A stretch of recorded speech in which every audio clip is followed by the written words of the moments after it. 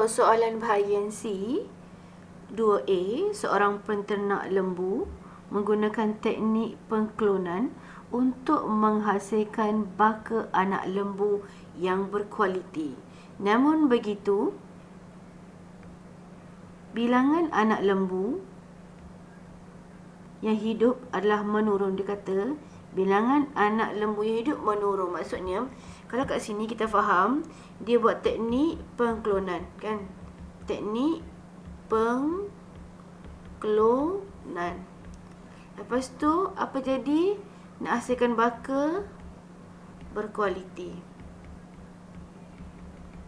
Kita bagi guideline pada otak kita. Tapi end up nanti, dia cakap apa? Bilangan lembu hidup menurun. Dan kenapa benda ni berlaku? So, how to answer this question? Sebab apa? Kita kena faham dulu. Klon tu sebenarnya dia nak apa?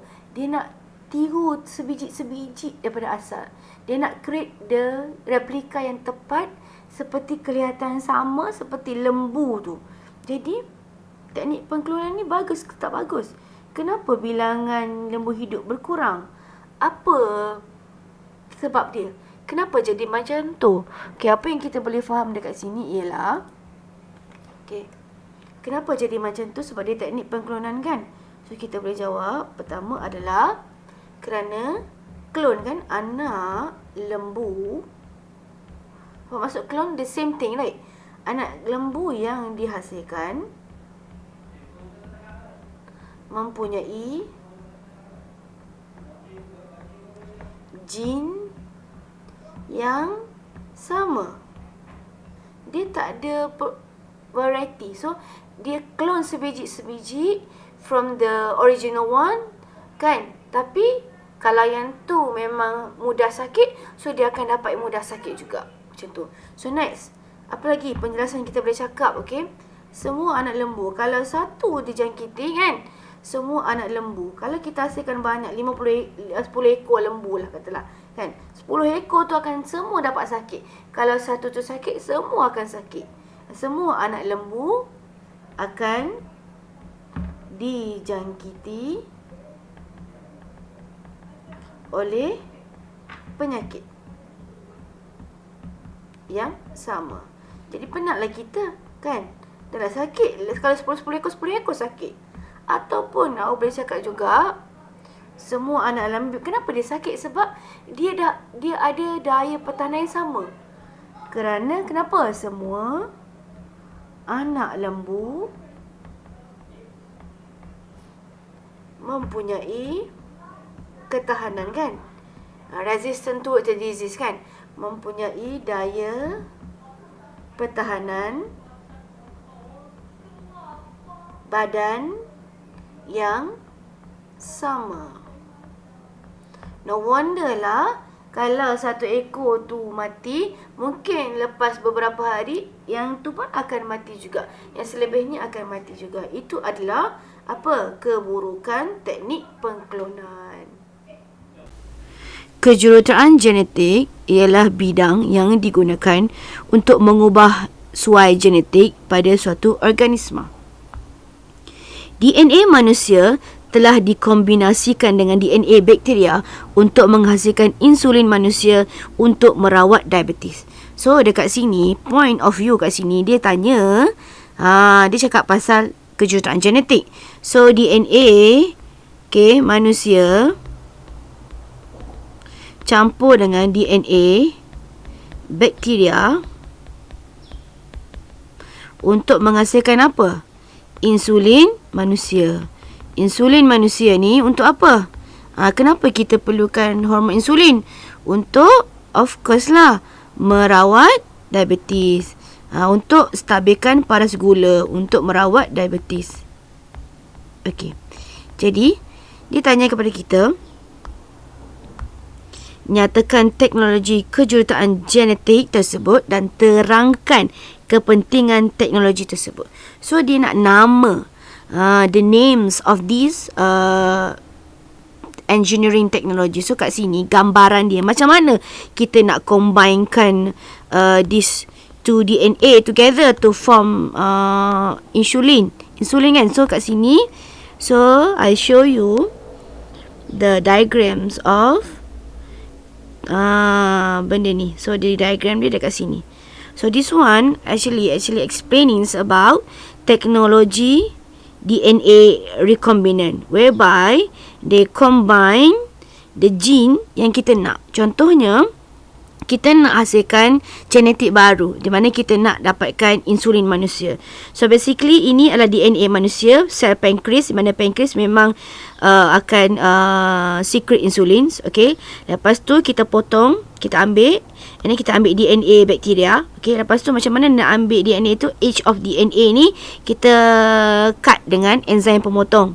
Okay, sama juga bakteria pun sama, kita potong, and lepas tu kita combinekan, kita recombinantkan DNA recombinant tadi.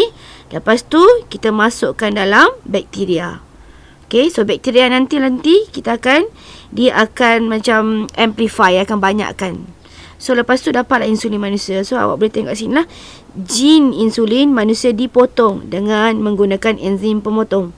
Yang kedua, plasmid sel bakteria. Plasmid ni, okay, yang dikeluarkan daripada bakteria ni kita potong dengan menggunakan enzim pemotong. Lepas tu potong-potong, kita pun apa? Kita combine DNA recombinant, dimasukkan ke dalam sel bakteria. Sel bakteria dan DNA recombinant mengganda, amplify dalam tangki penampaian. Lepas tu kita extract and penurunan insulin manusia. We got the insulin manusia. So kita dapatlah merawat diabetes. So nama dia apa dia? The names of this one adalah, nama dia adalah teknologi, apa dia? Teknologi DNA recombinant. Teknologi DNA recombinant. Sebab kita combinekan dua jenis DNA untuk menghasilkan yang lebih baik kan, genetik baru yang lebih baik. Okay. So apa nama dia? Untuk apa benda ni? Menghasilkan insulin secara besaran. So this is how we use the technology. Rajah 1 menunjukkan kacukan kelapa sawit, dura dan juga pisifera untuk menghasilkan tenera. Jadi kat sini kita tengok kelapa sawit, apa, dura, pisifera, lalu dia akan menghasilkan tenera. So basically kita nak kacuk ni untuk apa? We want to get the kacukan ni akan menghasilkan buah. Dia akan menghasilkan buah yang berkualiti. Apa yang kita nak pada kelapa sawit? So kita nak, of course kita nak minyak. Kita nak minyak yang banyak dan berkualiti. Jadi kat sini, of course kita perlu tahu ini adalah bahagian-bahagian yang perlu kita tengok. Basically, untuk para pelajar senang faham, cikgu tunjukkan kat sini. Okay, ini adalah bahagian-bahagian kelapa sawit, okay, yang kita perlu tengok dulu. Okay, so untuk senang tengok, okay, kita nakkan minyak kelapa sawit yang banyak. So kita perlu ada mesokarp yang tebal. Okay, so we need this thing adalah tebal. Kita juga perlukan so kita perlu mesokarp yang tebal. Kita perlukan isi rong juga. Isi rong ni untuk apa? Minyak yang lebih TikTok, yang lebih berkualiti. So kita nak perlukan isi rong yang lebih besar sikit lah. Dan endokarp kita tak nak sangat. So kita tak nak endokarp sebab endokarp ni dia bukan ada minyak. So kita nak hasilkan minyak yang banyak. Jadi soalan ditanya kat kita, banding dan bezakan ciri kelapa sawit, pisifera dan juga tenera. So dia nak suruh kita bezakan dekat sini adalah berkaitan dengan apa? Pisifera dan juga tenera.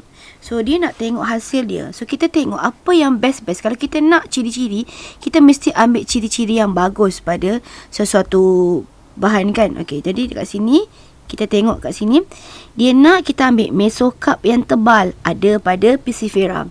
Lepas tu kita tengok apa yang bagus sekali. Kita mesti nak tempurung yang nipis kan. Sebab apa? Kita nak tempurung nipis sebab dia tak ada minyak pun. Lepas tu kita nak saiz yang besar.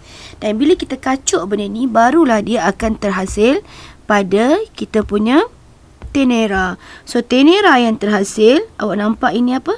Ini dia ada mesokarp yang tebal.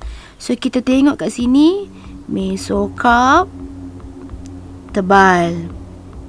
Lagi apa? Apa awak nampak kat sini? Dia ada, kalau boleh dia ni dia punya, kita panggil apa? Tempurung kan. So dia ada tempurung yang, kita tukar sikit bagi nampak. So tempurung yang nipis sahaja kan. So kita boleh tulislah tempurung nipis. Kita nampak sendiri dulu sebelum kita buat ayat. Lepas tu kita ada apa lagi? Kita ada apa yang kamu nampak? Saiz yang besar kan. Piscifera saiz kecil, betul tak? So bila dia combine tenera ni, dia punya saiz besar. So this adalah yang terhasil pada kita punya tenera yang kita nak kena mention. Inilah the quality of kelapa sawit. Okay, so daripada kualiti ni kita dapat menghasilkan minyak yang banyak dan minyak yang berkualiti. Okay, so macam mana kita nak explain? So bila soalan tanya tentang banding tulis apa yang sama, apa yang berlainan kan. Okay, so beza ni kita tahu berlainan. Jadi kita tulis kat sini adalah persamaan. So kita tulis dulu persamaan dia apa. Persamaan dia adalah, kita cakap, bila cakap persamaan, kita nak cakap apa persamaan Piscifera dengan tenera. So kita tengok, tebal. Nipis kan. So kita nampak persamaan, kita tulis.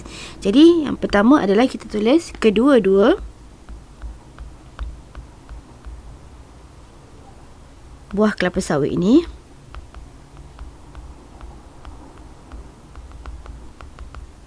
mempunyai mesokarp yang tebal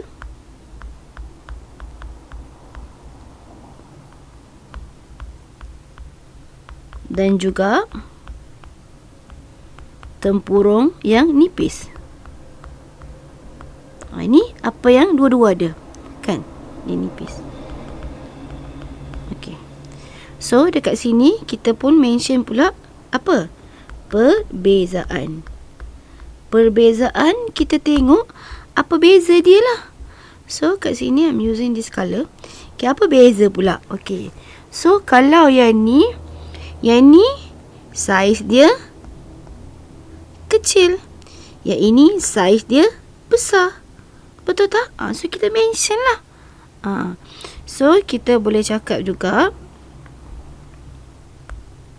okay, kita kalau perbezaan kita kena cakap satu-satu. Piscifera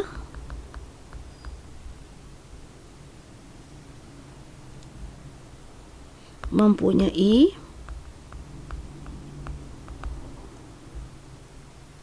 saiz yang kecil, manakala tenera mempunyai saiz yang besar. So kita dah cakap perbezaan dia kan. So okay, apa lagi yang kita boleh tahu? So ada lagi nak tambah. So basically kita boleh tulis juga kat sini. Okay, cikgu rasa cikgu nak tambah sikit lah berkaitan dengan kat sini. So kita mungkin boleh tambah sikit lagi dekat sini adalah sebab bukan kat sini, cikgu nak tambah dekat kita punya perbezaan. Okay, tambah sikit lagi perbezaan. So perbezaan tadi, okay, kita boleh tulis sebab beza kan. Sebab bila dia dah ada, of course lah kita tahu bila mesokarp dia tebal, dia akan ada minyak kan, minyak yang banyak. So kita boleh mention juga kat sini. So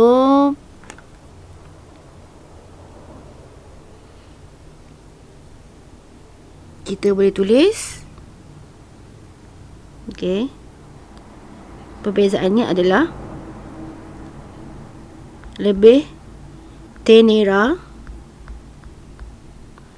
Cikgu betulkan sikit. Apa beza dia kan? So buah kelapa sawit tenera, sebab bila dia ada ciri-ciri yang baik, buah kelapa sawit tenera mempunyai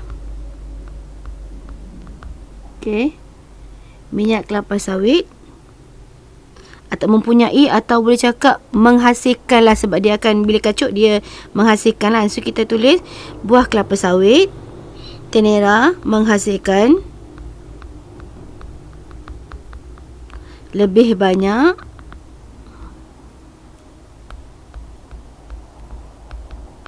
minyak kelapa sawit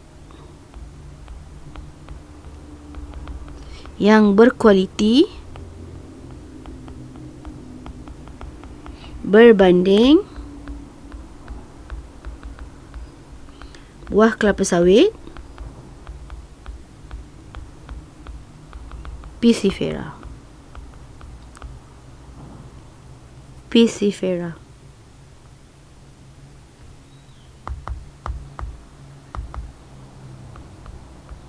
So kita boleh juga cakap apa yang ni, dan kita boleh juga guna perkataan berbanding. So bila kita guna perkataan berbanding, it means that we show the comparison. So kalau untuk persamaan, kita boleh cerita tentang kedua-duanya. So menunjukkan persamaan. This is how we answer this kind of question for this question. Kejuruteraan genetik mengubah suai genetik suatu organisma. Bincangkan kebaikan dan juga keburukan teknologi kejuruteraan genetik. So this question asks us to discuss the advantages and disadvantages of genetic engineering technology. So kita kena explain lah, either you want to make it in sentences ataupun dalam table. So kat sini cikgu tunjukkan dulu comparison kebaikan dan keburukan dia of GMO lah. Biasanya teknologi kejuruteraan genetik ni adalah macam ni kan. So biasanya kita berkaitan dengan GMO lah. So organisma kita tengok ada kebaikan dan keburukan dia. So dekat sini para pelajar boleh tengok dan boleh refer kepada table ni, dan cikgu juga akan bagi jawapan untuk ayat. So kita boleh tulis kita punya kebaikan dia adalah, so first kita tulis dulu kebaikan. Mention kat situ. So daripada situ, tutur yang pertama apa kita nak buat? So dapat mengenal pasti dan merawat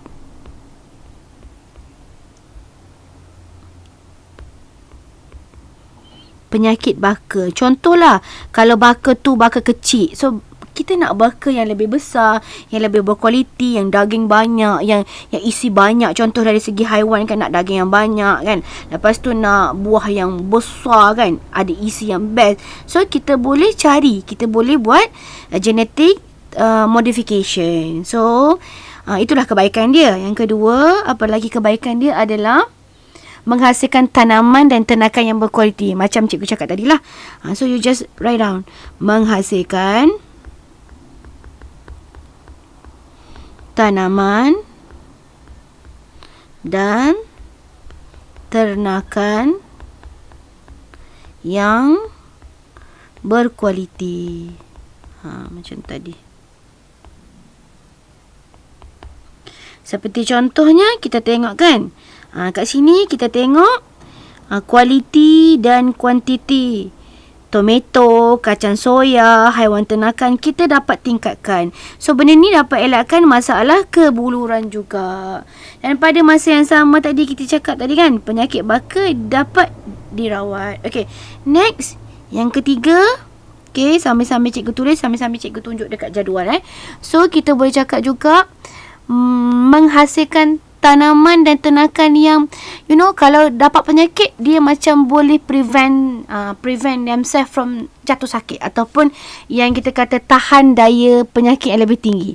So kalau ada serangga perosak pun, dia boleh resistance, dia boleh tahan, dia boleh rintang terhadap penyakit tu lebih tinggi. So kita boleh mention kat sini adalah menghasilkan. Yang penting awak boleh buat ayat sendiri. Menghasilkan tanaman dan ternakan yang mempunyai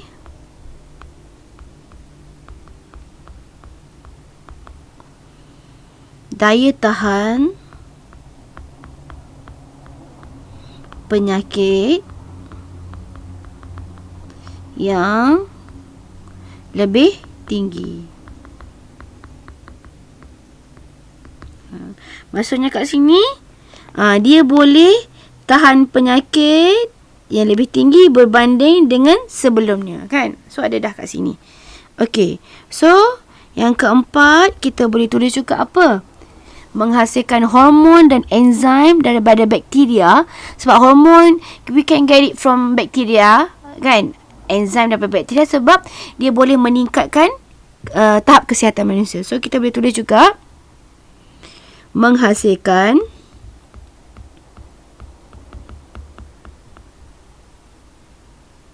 hormon.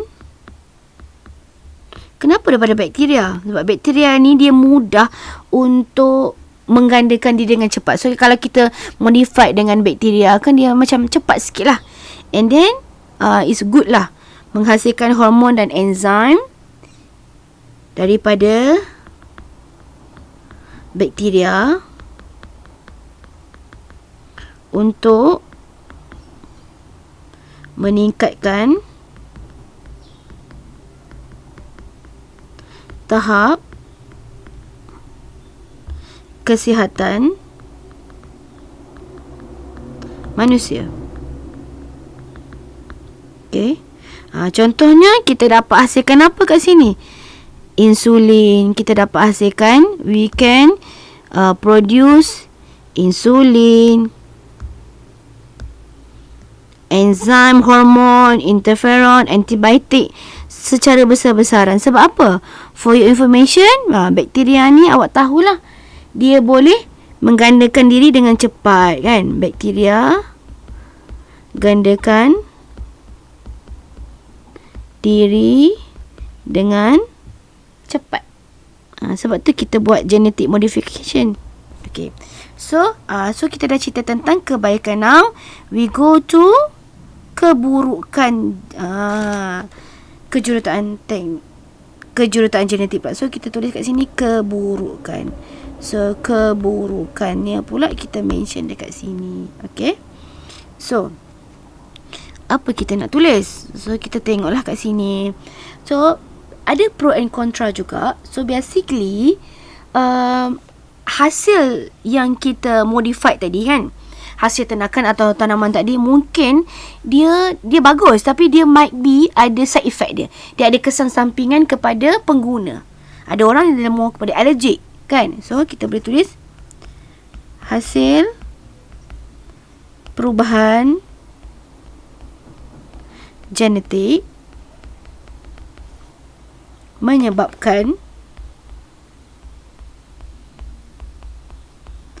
alahan dan kesan sampingan. Sebab tu dia ada label kalau kita nak beli barang, kan. So kalau kita ni jenis mudah kena allergic ke kena alahan, kita kena bacalah label masa beli barang.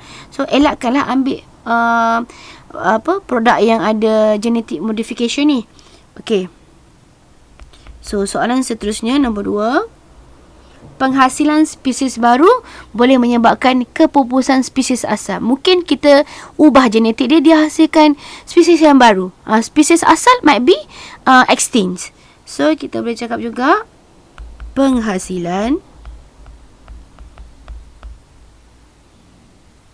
spesies baru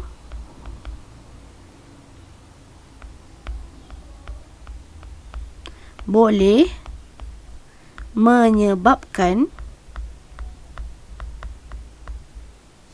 boleh menyebabkan kepupusan spesies asal. Kepupusan spesies asal. So, kita tengok ada dekat sini. So, kepupusan spesies organisma asal sebab ada ciri yang berlainan. Okey. Next, tadi kan cikgu cerita tentang dia juga boleh menyebabkan alahan, boleh bagi side effect kepada pengguna. Okey, next kita tengok soalan jawapan yang ketiga. Apa lagi keburukan dia adalah boleh menyebabkan juga yang penting mutasi. Bahayanya mutasi sebab dia boleh jadi kromosom ataupun benda tu mutant. Dia boleh diwarisi kepada generasi seterusnya. Ini bahaya. So boleh menyebabkan kesan sampingan. Yang ni takut. Yang ni saya takut sikit. Seperti mutasi.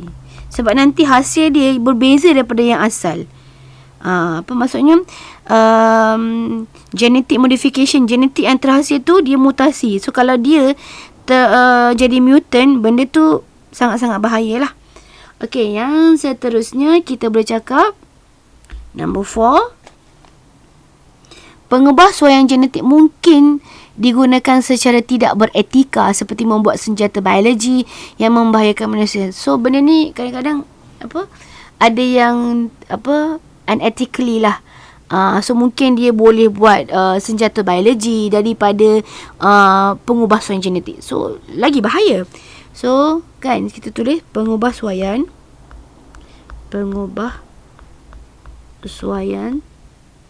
genetik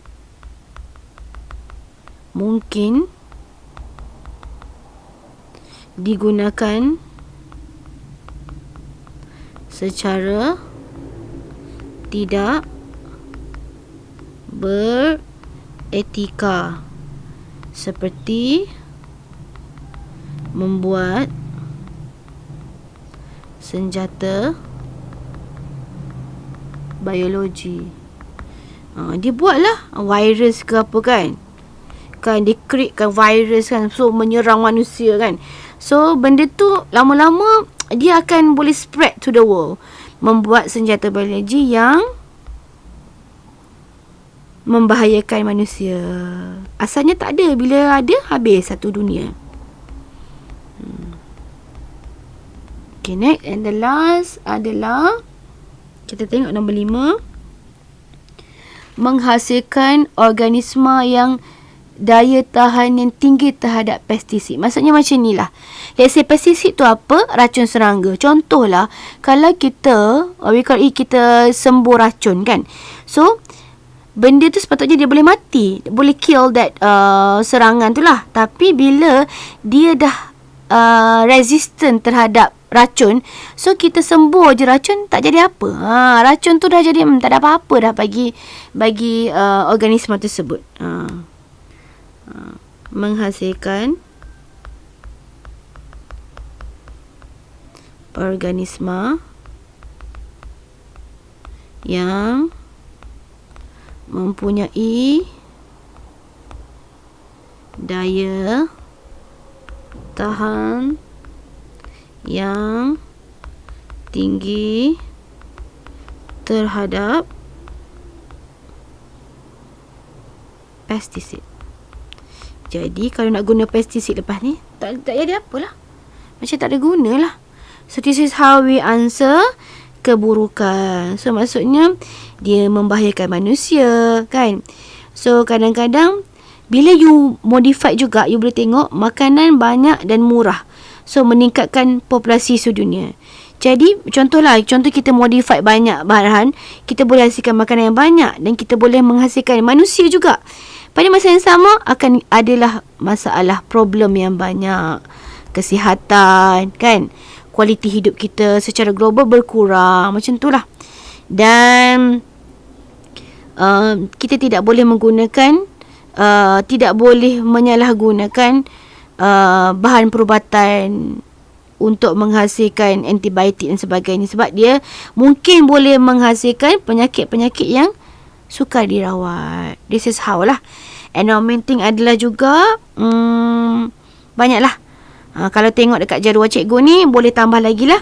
Mungkin berlaku pengguguran anak kan, dan benda ni dari segi agama dia dipandang serius dan perlu diambil perhatian sewajarnya.